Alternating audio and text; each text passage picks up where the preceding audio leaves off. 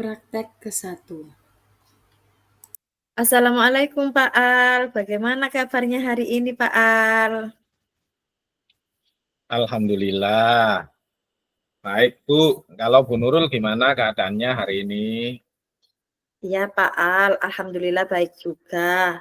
Terima kasih ya sudah menyempatkan waktu untuk datang di ruangan saya untuk mengenai kegiatan supervisi pembelajaran yang akan digunakan nantinya. Saya ingin berbicara Nggih. dengan Pak Al. Nggih Bu, sami-sami. Ngapunten Bu Nurul. Coba Pak Al, di sini saya ingin Pak Al itu diskusi mengenai supervisi saat ini. Nggih Bu Nurul.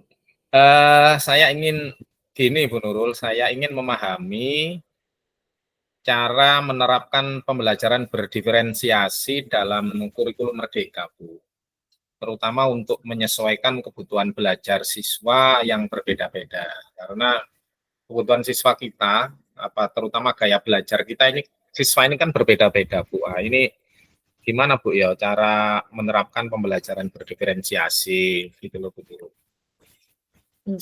Baik, itu tujuan yang sangat penting memang Pak Al. Jadi Pak Al itu inginnya lebih memahami bagaimana memberikan pembelajaran yang sesuai dengan kebutuhan setiap siswa dalam kurikulum Merdeka. Nah, apakah ada fokus tertentu dalam pembelajaran berdiferensiasi yang ingin Pak Al kembangkan lebih dalam?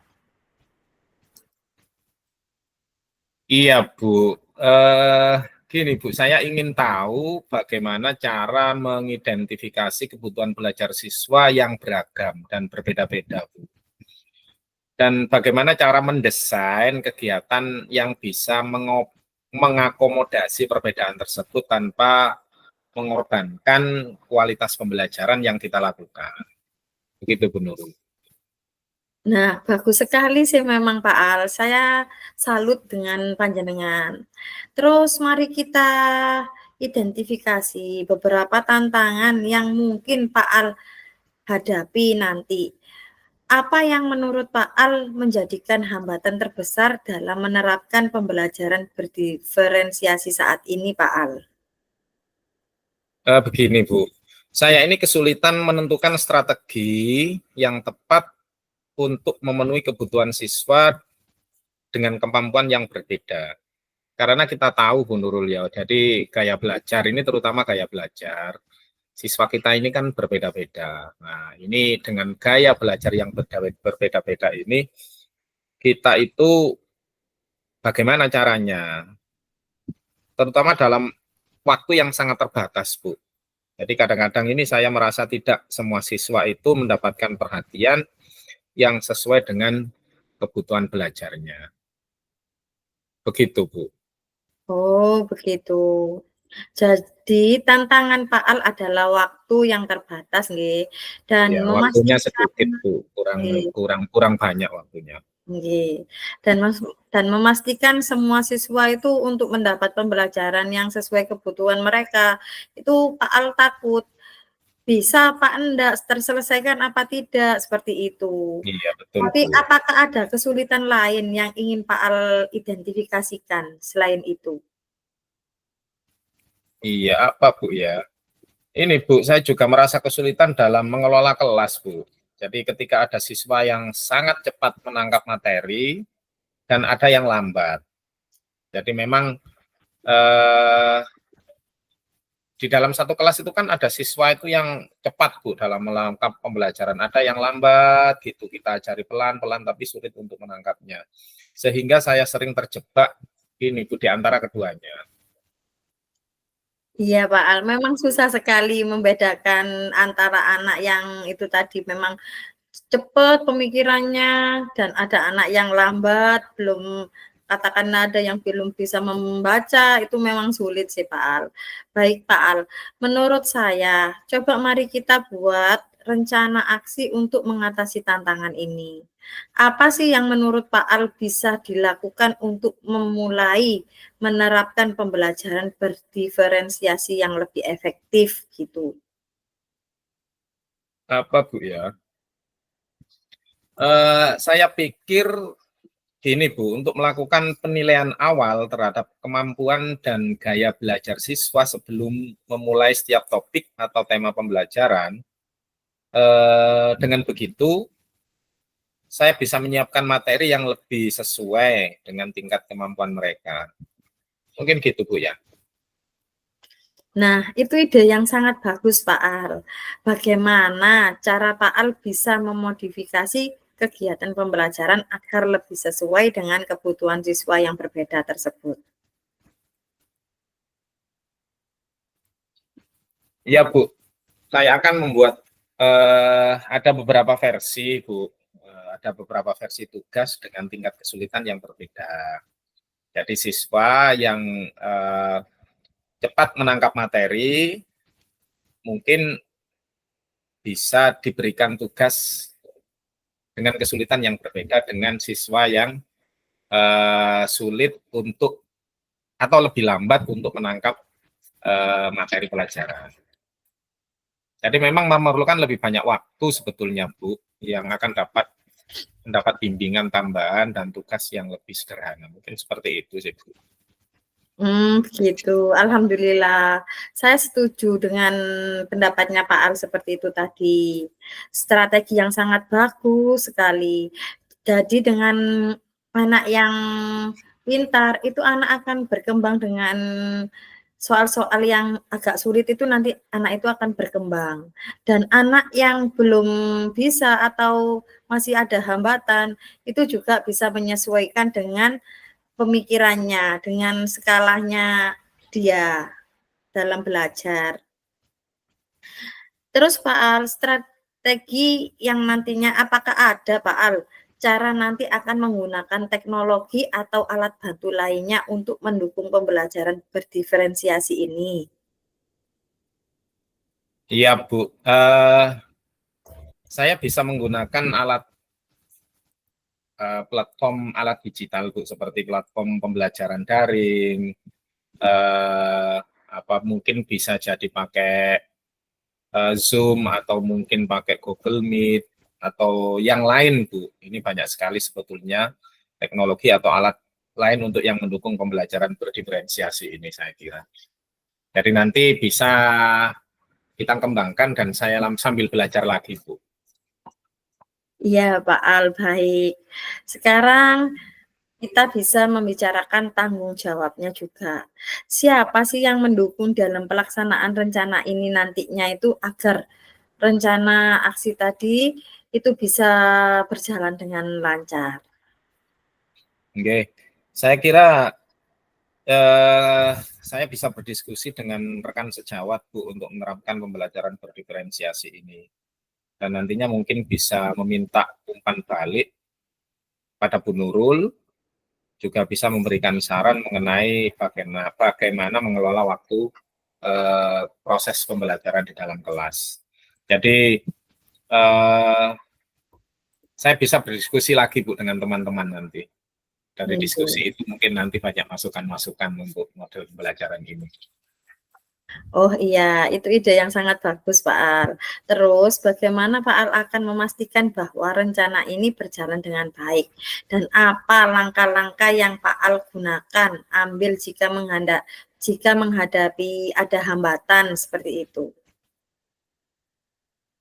Iya Bu, yang saya lakukan gini Bu, jadi saya akan melakukan pemantauan perkembangan siswa melalui penilaian formatif secara rutin. Dan melakukan refleksi setiap minggu untuk melihat strategi yang saya gunakan ini efektif atau tidak. Nantinya, Bu Nurul, kalau ada kendala, saya akan menyesuaikan tugas atau memberikan lebih banyak mengenai bimbingan kepada siswa yang membutuhkan lagi. Jadi memang karena memang siswa kita ini kan berbeda-beda, Bu. Jadi yang mungkin yang lambat belajarnya lambat ini akan kita kasih tambahan pembelajaran, Bu. Saya kira itu. Bagus, bagus. Terus kapan Pak Al rencananya mulai menerapkan ini? Segera, Bu. Saya kira mulai minggu ini sudah akan saya terapkan, Bu. Jadi dengan melakukan penilaian awal terhadap siswa sebelum memulai bab baru atau topik baru, saya juga akan mempersiapkan materi berdiferensiasi di minggu ini, Bu. Jadi segera akan saya mulai, Bu. Luar biasa semangatnya Pak Al, saya salut sekali. Pak Al akan menyusun materi dan melakukan penilaian awal, lalu mulai menerapkan minggu depan. Dengan begitu, kita bisa mengevaluasi hasilnya dalam waktu 1 bulan ini ya Pak ya. Apakah Pak Al setuju Nggih, untuk Bu. mengetahui waktunya ini? Nggih, Apa setuju, Bu. perkembangannya? Oh Sangat iya. setuju, Bu. Nggih. Jadi saya akan merasa lebih siap untuk menerapkan pembelajaran berdiferensiasi sekarang dengan dukungan dari semua pihak, termasuk Ibu selaku kepala sekolah. Terima kasih Pak Al untuk komitmennya Pak Al. Saya yakin rencana ini akan membantu Pak Al dan memberikan pembelajaran yang lebih efektif dan sesuai untuk semua siswa. Semoga berguna bagi kita semua. Oke, terima kasih Bu ya. Matur suwun sangat. Jadi Sama-sama sesi Pak Al. tanya jawab ini benar-benar membantu saya dalam merancang strategi yang lebih baik untuk melakukan pembelajaran berdiferensiasi di kelas nantinya. Oke, matur suwun. Terima kasih Bu Nurul. Sami-sami Pak Al. Oke, saya izin Bu nggih untuk kembali ke ruang guru. Matur suwun. Monggo Oke, silakan assalamualaikum. dilanjutkan. Waalaikumsalam. Selanjutnya, praktek kedua. Assalamualaikum Pak Al. Ngapunten Pak, lagi nopo nggih? Waalaikumsalam Bu Nurul. Ini Bu sedang memeriksa tugasnya anak-anak ini yang kemarin dikumpulkan, saya belum sempat mengoreksi untuk memeriksanya.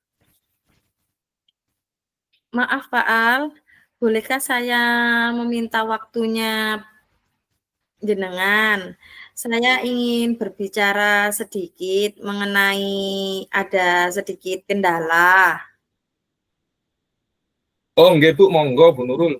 Kebetulan ini sudah selesai kok, saya memeriksa tugasnya anak-anak. Monggo, monggo, Binara. Nggih, ngapunten lho Pak nggih. Maaf. Nggih Bu.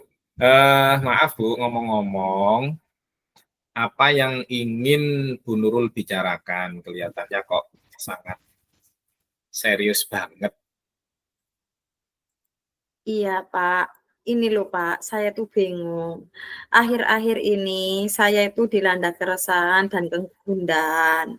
Dan saya ingin mendapatkan solusi dari panjenengan.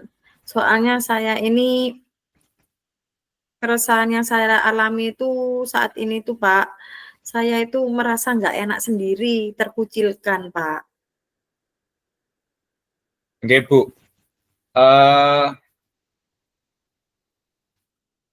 Mudah-mudahan dengan pertemuan ini mendapatkan solusi Bu nggih. Jadi yang Bu Nurul tadi sampaikan, mudah-mudahan dari diskusi ini nanti saya bisa memberikan sedikit apa ya, mungkin sedikit masukan dan menemukan solusi nantinya Bu Nurul. Monggo Bu Nurul, ada apa? Iya Pak Al, kemarin itu saya ditegur oleh kepala sekolah saya. Soalnya saya itu terkait ketidakkedisiplinan saya yang saya lakukan selama ini. Gimana Bu? Gimana ceritanya Bu Nurul mendapat teguran? Coba dijelaskan lagi lebih detail Bu, supaya saya bisa lebih jelas menangkapnya. Inje Pak Al, kemarin itu kan saya dipanggil kepala sekolah ke ruangan beliau. Kepala sekolah menegur saya atas keterlambatan saya akhir-akhir ini. Padahal Pak, saya itu sudah meminta izin melalui WA ataupun telepon beliau. Iya, Bu. Lalu menurut Ibu alasan apa, Bu, yang membuat Bu Nurul kok datang terlambat gitu loh? Nah, saya datang terlambat itu bukan tanpa alasan loh Pak Al. Di rumah saya itu ada nenek saya yang sakit, dia sudah tua. Nah, saya harus merawatnya dengan penuh kasih sayang dan merawatnya yang sabar, Pak, untuk memenuhi kebutuhannya nenek saya itu. Jadi Begitu, Bu. setiap pagi saya harus menyiapkan keperluan dan segala sesuatunya terlebih dahulu, Pak. Nggih, Bu. Begitu, Bu, ya. Menurut Bu Nurul, apakah Ibu melanggar kedisiplinan seperti yang Bapak Kepala Sekolah keluhkan atau Bapak Kepala Sekolah sampaikan kemarin? Saya sih sebenarnya sangat menyadari, Pak. Saya memang melanggar kedisiplinan karena setiap hari saya selalu datang terlambat. Meskipun saya sudah izin kepada Bapak Kepala Sekolah, mungkin nanti itu ada teman-teman yang iri itu kan ya enggak tahu, Pak. Nggih. Jadi terlambatnya itu setiap hari, Bu, nggih, jenengan? Tidak, Pak. Ya akhir-akhir ini aja, mungkin bisa dihitung 3 kali ini. Soalnya lagi repot-repotnya nenek saya itu. Ketika saya mau berangkat, nah tiba-tiba beliau itu ada saja yang buang air besar atau bagaimana itu. Kan saya merasa kerepotan juga itu juga, Pak. Oke, kewajiban Nggih, tidak bisa anak. ditinggalkan. Masa nanti pulang baru saya rawat lagi kan ndak mungkin. Nggih, leres. Memang dilema, Bu, nggih. Di sisi lain itu kewajiban kita sebagai anak, sebagai cucu gitu, nggih. Tapi memang gini, Bu Nurul, tapi memang kalau terlambat sekali, 2 kali, itu mungkin Bapak Kepala Sekolah juga memaklumi, Bu. Tapi kalau mungkin setiap hari secara terus-menerus, ini kan beliau tegas karena beliau harus memperhatikan setiap warga sekolah. Apabila ada yang salah, memang harus ditegur. Dan apabila kita sebagai guru yang seharusnya menjadi teladan untuk murid-murid, lalu apa yang menjadi yang menjadi keresahan, menjadi galau ini, ini. Nggih, betul, Pak. Saya memang kurang disiplin, Pak. Yang menjadi keresahan saya dan kecemasan saya adalah saya tidak enak dengan Bapak Kepala Sekolah karena ketika ditegur, saya sedikit kurang menerima tadi, Pak. Karena saya punya alasan kenapa saya diperlakukan seperti itu, padahal saya juga sudah izin. Tapi kok masih saja seperti itu. Apa ndak bisa saya itu diomongi pelan-pelan, hanya 2 orang saja seperti itu, Pak. Saya ditegur di depan orang-orang. Nah, itu yang saya merasa kurang menerima, Pak. Nggih. Ndak dipanggil gitu, Bu, nggih. Iya, Pak. Nggih, Bu Nurul. Berarti karena Bu Nurul kurang disiplin dan sering datang terlambat, jadi ditegur oleh Bapak Kepala Sekolah. Ya, dan merasa resah karena teguran Bapak Kepala Sekolah yang kurang diterima. Sebab ada alasan di balik keterlambatan tersebut kan, Bu Nurul. Ya. Iya, Pak. Jadi menurut Bu Nurul, bagaimana sikap Bu Nurul mengenai hal tersebut?